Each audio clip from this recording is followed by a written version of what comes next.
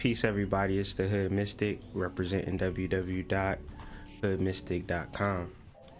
Today, we're dealing with a serious subject that may be affecting you personally, and you may not be knowing what's going on internally, but all you know is that something is not right. This doesn't mean that you're having a bad day, or even a bad week, or a bad month. This is talking about something that is really happening with you, and you can't really express it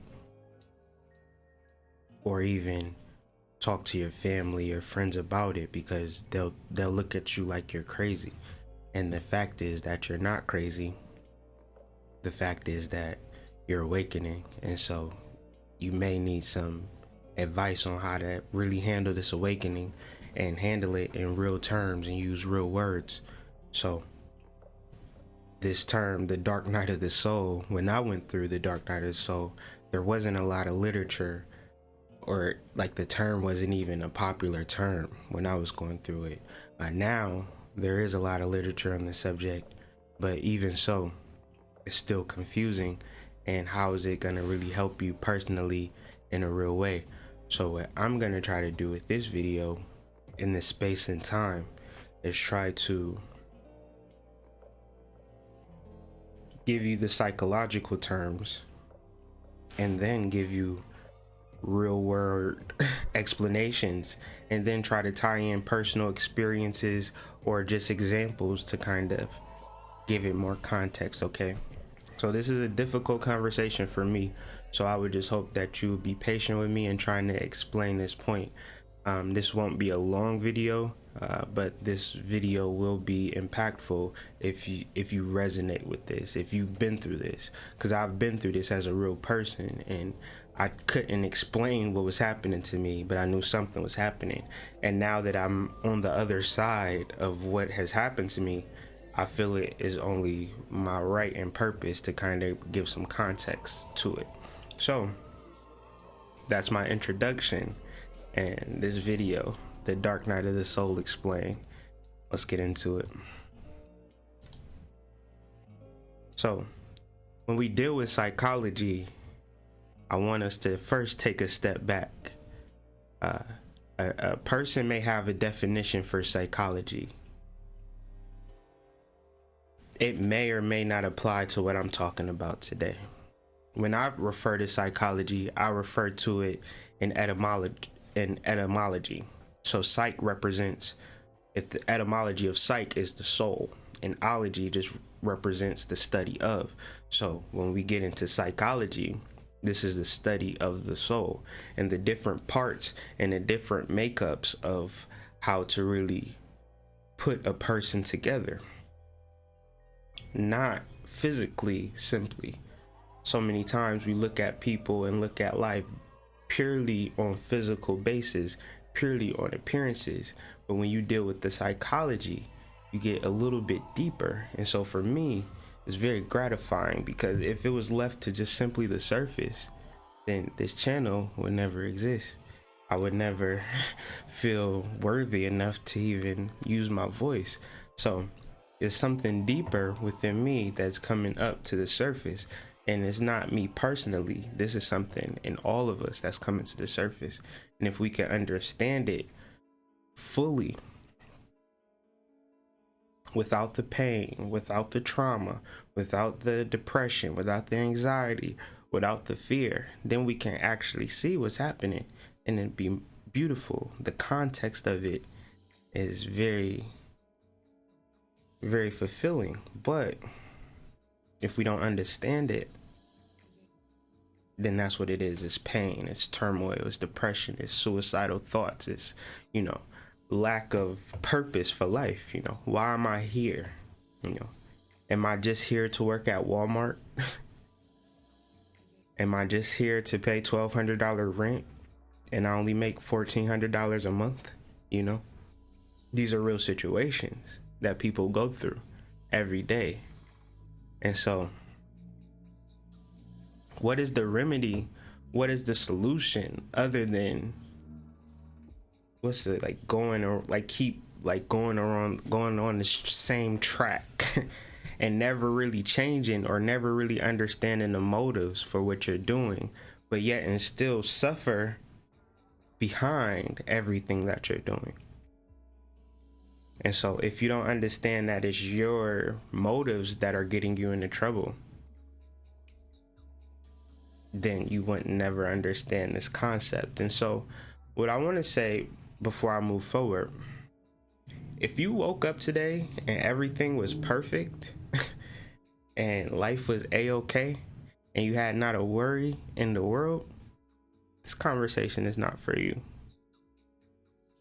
But if you woke up a little confused as to what's actually happening in your life and what should be happening in your life and how to get those two in alignment, then this conversation is for you. So let's talk about the Dark Knight. So we're going to use the Freudian model today. I usually do the Jung model, but the Freudian model is more easier to apply in this conversation. And so the dark night of the soul begins when the id and the superego, or eros, another word for id, and the superego are at odds. Okay?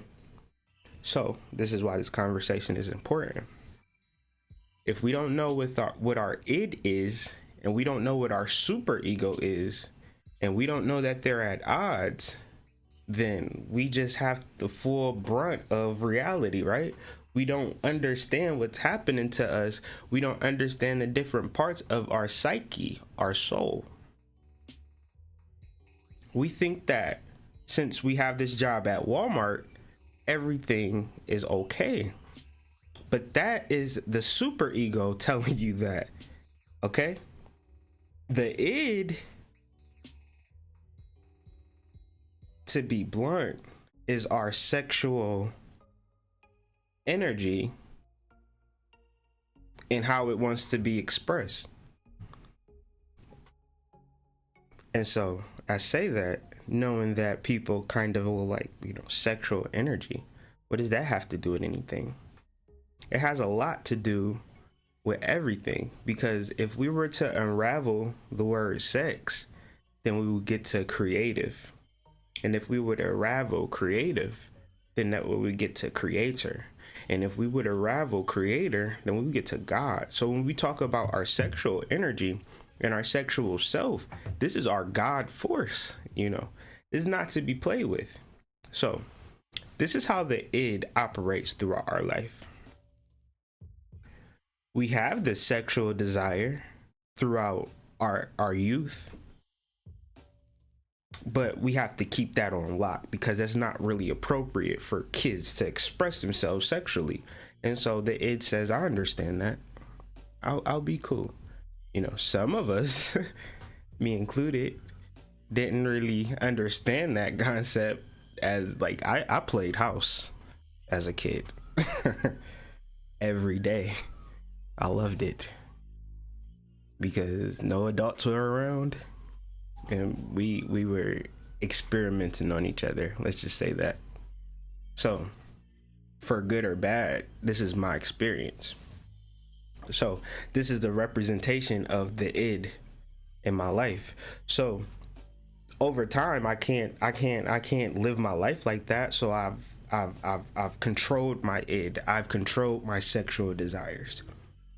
And so the superego says, you need to be in a relationship with this type of girl because this type of girl reminds you of your mom or some weird stuff like that, or reminds you of your dad or some weird stuff, but we're not conscious of it. We're choosing partners based on our maternal upbringing, and we're not really connecting with the id. And so after so long, especially we get into our 30s, the id is like, okay, enough is enough. And it's not purely sexual. It can start as sexual. I'll give you an example. A dad has a wife and children at home, and he has a thought of blowing all his rent money at the strip club one day. He never does it, but it's still in his mind. He thinks about it. Maybe on his way to work, he drives by the strip club every day. And he always fantasizes about fucking going in there and blowing it all on tatalicious. But he never does it. 10 years later, fast forward, he does it. He goes in there. He takes that $865 for rent and gets all ones. He sits right in front of tatalicious, and he makes it rain on her so hard, he picks some of it back up and throw it back on her. He has a great time. Then the superego comes back. The superego is providing you that guilt to keep you in some fucked up shit. You know you can't divorce your wife. You married her. You had a vow under God. You can't do that. Make sense? Okay. And so, from that point, my dude, now he gotta think. He gotta start to go to check cashing places, go to the pawn shop. And he's creating a shadow with him and his wife, because he ain't tell her what happened with him and tatalicious. And the things that tatalicious did in that strip club got him looking at his wife different. Everything's different. But he ain't gonna say nothing. So the id is like, I'm ready to move in with tatalicious. The super ego is like, you can never divorce your wife. So it's now the ego's turn to make a decision. And what does the ego do in the middle of it all? Let me send an email to the Hood Mystic. Hood Mystic, I'm depressed. I don't know what's going on in my life. I'm confused. Okay. Ego don't know what the hell to do, because nobody is teaching in the way of your psychology or your soul. They're purely identifying your ego and your ego's defensiveness to handle its problems and exploiting it. What I'm trying to do now is give you a resource to begin to unpack some of the shit, because really what I want you to understand is that it's the super ego's job to make you feel guilty, but it's your responsibility to look at the super ego like, bro, these ideas you formulated when I was 3 years old and 5 years old. I am 38 years old. Shit is different now. But if you're not addressing yourself like this, then you really trying to make it work with your wife and tatalicious. So you done got a second job, Uber, so you can pay rent for tatalicious and still maintain this lifestyle with your wife. So let me get off tatalicious and let's really, we got to really unpack this, and really I'm just giving you information so you can start to do this research for yourself. So we have id is composed of eros and thanatos. Id, left to its own devices, is a person that is addicted to heroin, addicted to painkillers, addicted to food, addicted to sex. Id, left to its own devices, is death. Superego, which is our idealism, which is a self that doesn't exist. It's how when we were 3 to 5, we saw ourselves as a firefighter or as a rapper. And so 50 years later, we still trying to reach that ideal. If we don't address that shit, then that will kill you too. because there's no such thing as an ideal self. There is only the moment, and you got to take yourself as it is. You can be beautiful and feel like shit.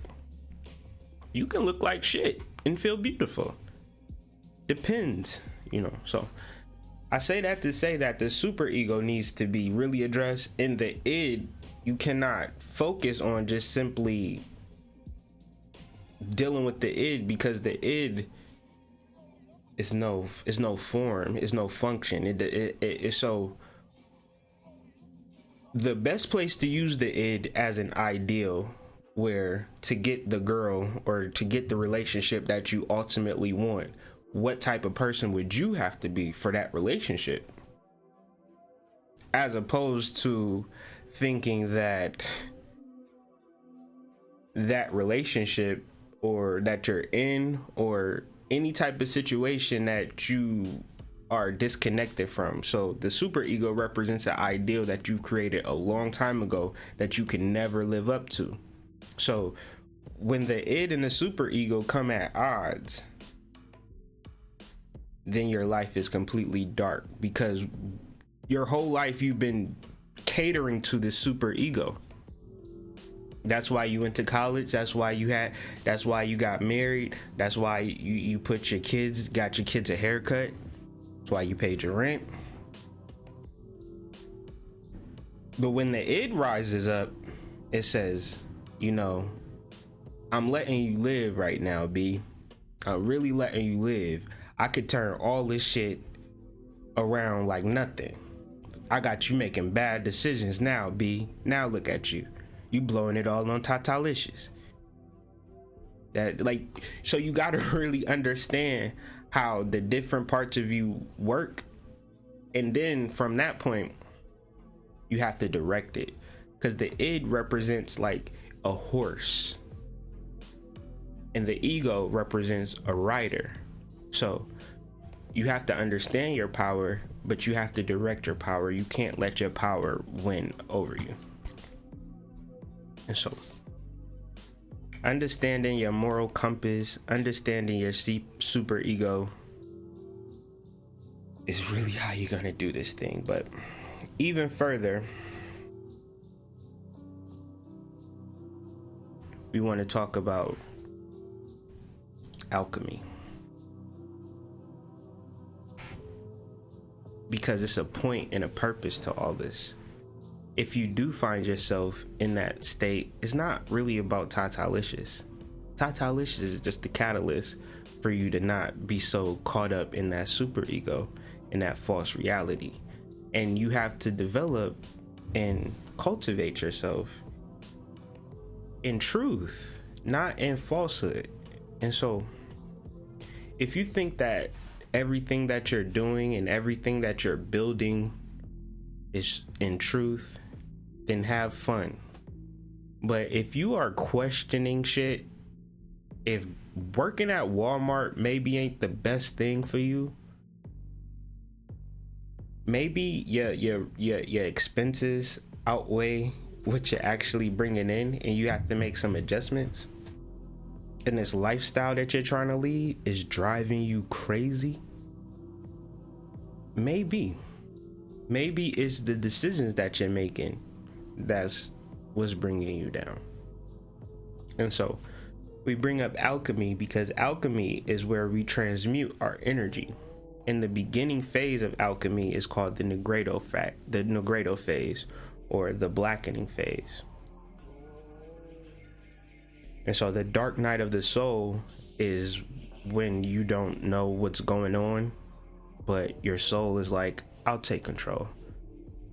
I'll take the lead on this one, because leave it up to you. You're going to be having us work at Walmart forever. You're going to have you being a person to your wife that you're truly not, and you're too weak to do it on your own. So I'll create the adverse circumstance. I'll create the trauma. I'll create the sadness. I'll create the depression. So you begin to develop on yourself. Now, these tools are available to you. All the words that I said, But if you choose not to deal with these tools and you choose to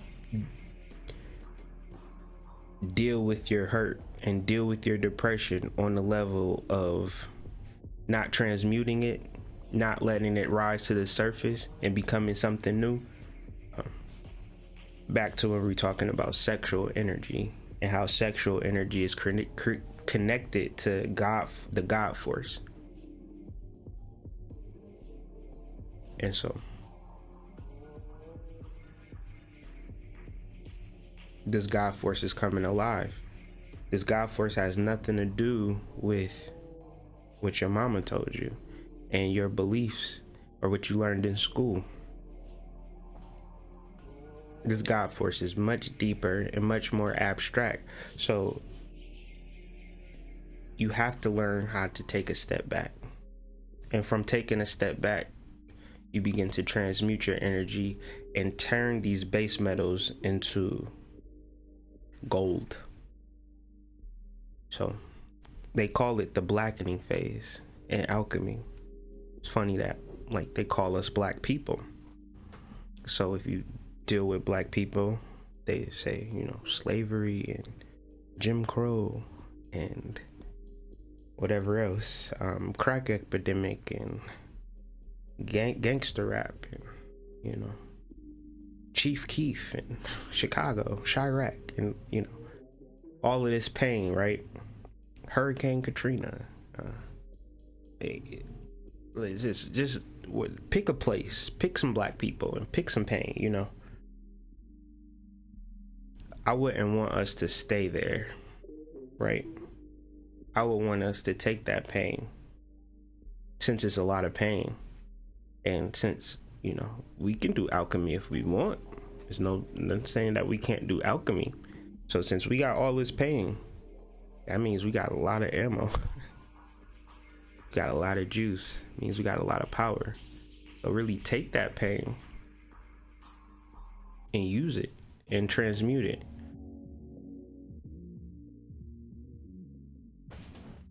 But you have to understand yourself and not really understand yourself in the context of the life you've been leading, but understand yourself from a deeper level, from a soul level.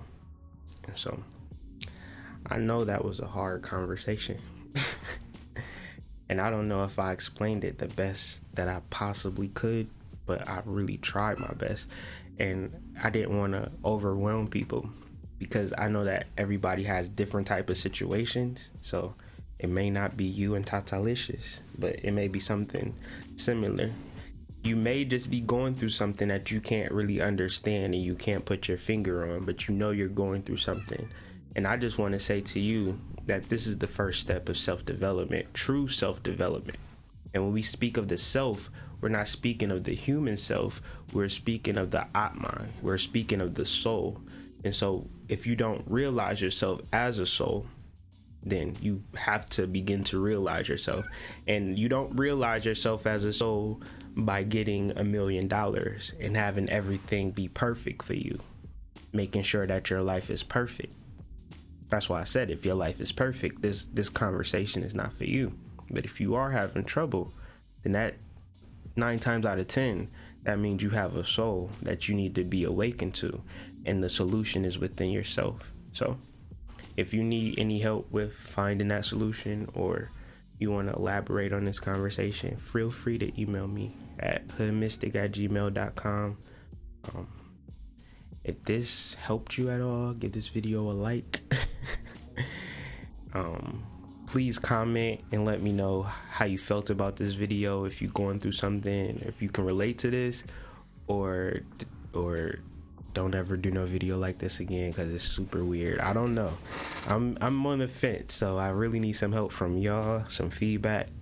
I'm not going through this right now, but I did, so I can help you. But that being said, man, I'm signing out. Like I said, I didn't want to do a long video, but we got 25 minutes, so I feel that's long enough.